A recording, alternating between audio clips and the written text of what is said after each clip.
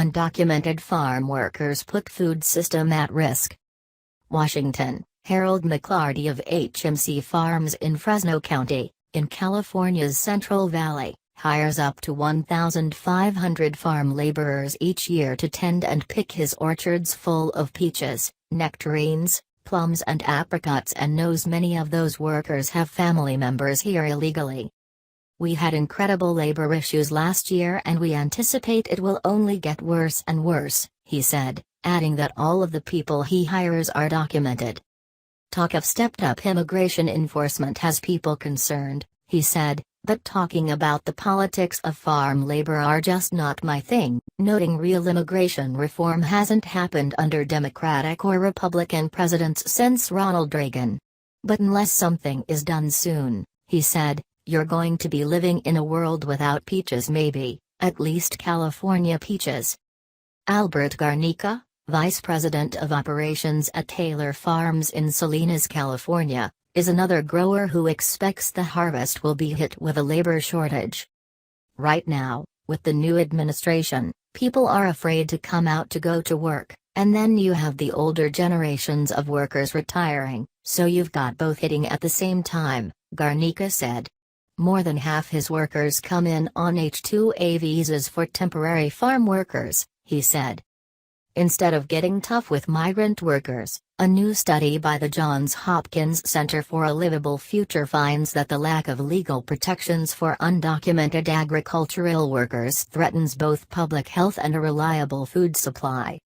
Vilifying political rhetoric and enforcement actions that aim to punish undocumented immigrants fail to confront Americans' reliance on these workers for the food they eat, said Robert P. Martin, a co-author of the report Public Health, Immigration Reform, and Food System Change, released Monday. The report notes an increasing recognition that the industrial produce and animal production and processing of U.S. agriculture by 2 million farm workers would collapse without the immigrant and migratory workforce, up to 75% of which is estimated to be undocumented.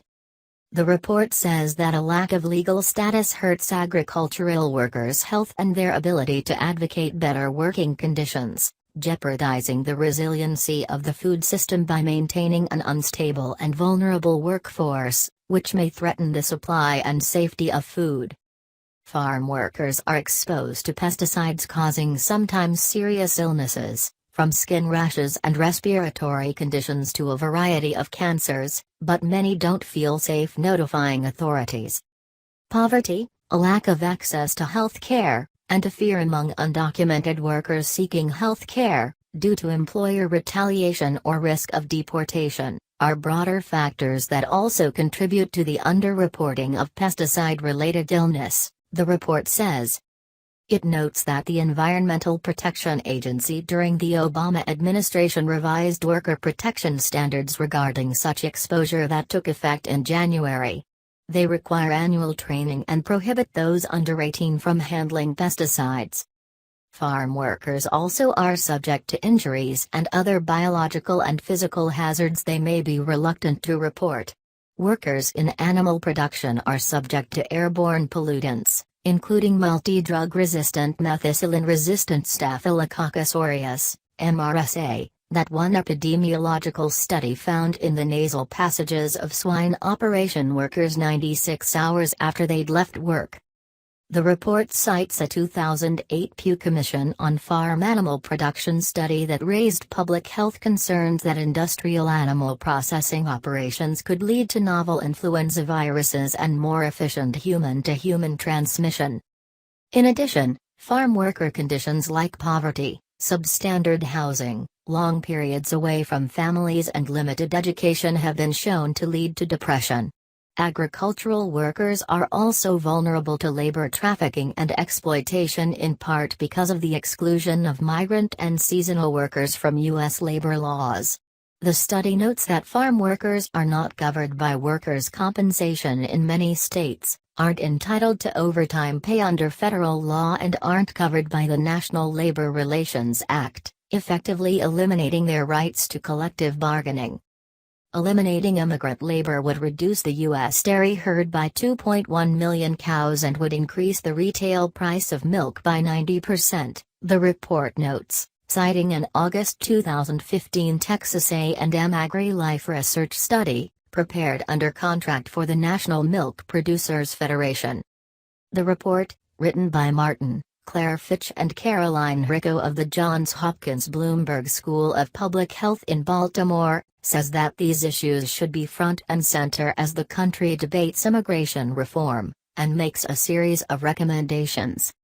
While calling for a path to citizenship for this critical labor force, it calls for removing exemptions for agricultural workers and raising the minimum wage under the Fair Labor Standard Act, requiring employers to provide worker compensation, extending health insurance benefits using the Affordable Care Act's subsidies to cover agricultural workers, and improving health and safety inspections at small agricultural operations.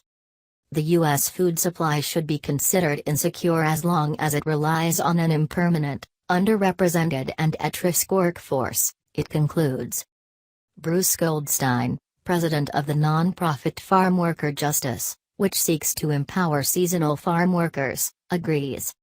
The publicized threat of deportations of undocumented workers has instilled tremendous fear among farm workers and their children, he said. Their kids are coming home in tears, asking if their families are going to be split up. Parents are reluctant to go to public places, including courthouse and schools, for fear of immigration agents waiting to arrest them. The fear of immigration enforcement is far higher than it's been in many years, Goldstein said. Please subscribe my channel.